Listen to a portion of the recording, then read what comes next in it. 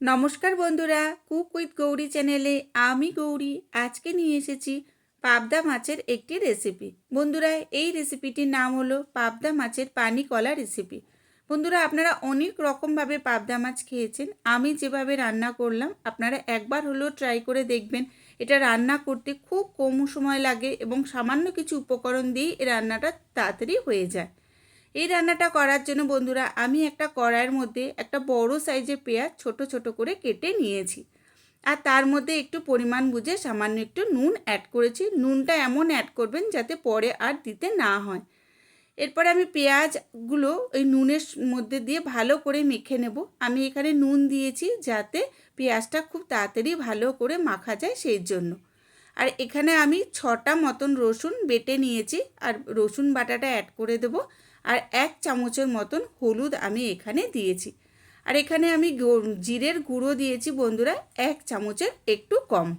আর সামান্য খুব অল্প পরিমাণের কালার হওয়ার জন্য আমি এখানে একটুখানি কাশ্মীরি লঙ্কার গুঁড়ো অ্যাড করে দিয়েছি। এটা শুধু কালারের জন্য দিয়েছি বন্ধুরা, এটা কোনো ঝাল হয় না। আর এখানে আমি সর্ষের তেল দিয়েছি 2 চামচের মতন। দিয়ে সমস্ত জিনিস আমি খুব ভালো করে মেখে নিয়েছি। আপনারাও ভীষণ ভালোভাবে মেখে নেবেন মশলাগুলো। যখন সমস্ত মশলা ভালোভাবে মাখা হয়ে যাবে তখন আমি এর মধ্যে এই পাবদা মাছগুলো যে ধুয়ে রেখেছিলাম এই ধুয়ে রাখা পাবদা মাছগুলোর মধ্যে মশলাগুলো ভালো করে একটু মাখিয়ে নেব। মাখানোটা একটু ভালো করে সময় ধরে করবেন যাতে মশলাগুলো মাছের মধ্যে ভালোভাবে মিশে যায়।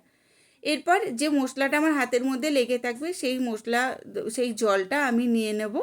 দিয়ে এখানে আমি প্রায় 1 বাটির মতন জল অ্যাড করেছি। পরে কিন্তু আপনারা এর মধ্যে আর জল অ্যাড করবেন না। জলটা প্রথমেই আপনারা মাপ করে নেবেন যাতে মাছগুলো খুব ভালোভাবে সিদ্ধ হয়ে যায়।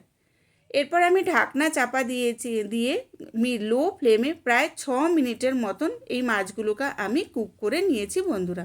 6 মিনিট পর মাছটা আবার একটু হালকা নাড়াচাড়া করে এপিট ওপিট উল্টানোর পর ঢাকনা চাপা দিয়ে লো ফ্লেমে আমি আবার এটাকে 4 মিনিট মতন কুক করে নিয়েছি।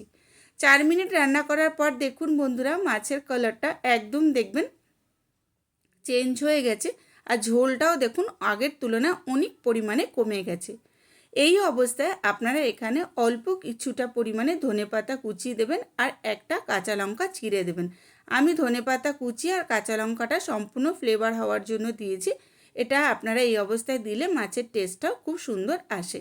আর গ্যাসের ফ্লেমটাকে একদম লো করে দিয়ে আমি এখানে একটা গন্ধরাজ লেবুর পাতা এরকমভাবে ছিঁড়ে দিয়েছি। দিয়ে আপনারা গ্যাসের ফ্লেমটাকে একদম বন্ধ করে দেবেন আর ঢাকনা চাপা দিয়ে 2 মিনিটের মতন রেখে দেবেন। এর বেশি সময় রাখবেন না বন্ধুরা, 2-3 মিনিট হলেই তুলে নেবেন, নাহলে এটা তিতো হয়ে যেতে পারে। দিয়ে পাতাটাকে আমি এরপর যে ঢাকনাটা তুলে নিয়ে পাতাগুলোকে আমি তুলে ফেলে দেবো বন্ধুরা। দেওয়ার পর মাছগুলোকে একটা অন্য প্লেটে আমি ঢেলে নিয়েছি। তাহলে দেখলেন এই মাছটা রান্না করা কত সোজা। যদি আমার এই রেসিপিটি আপনাদের ভালো লাগে তাহলে অবশ্যই কেমন হয়েছে আমাকে কমেন্ট বক্সে জানাবেন। আর একবার হলো আপনারা এই রেসিপিটিকে ট্রাই করে দেখবেন।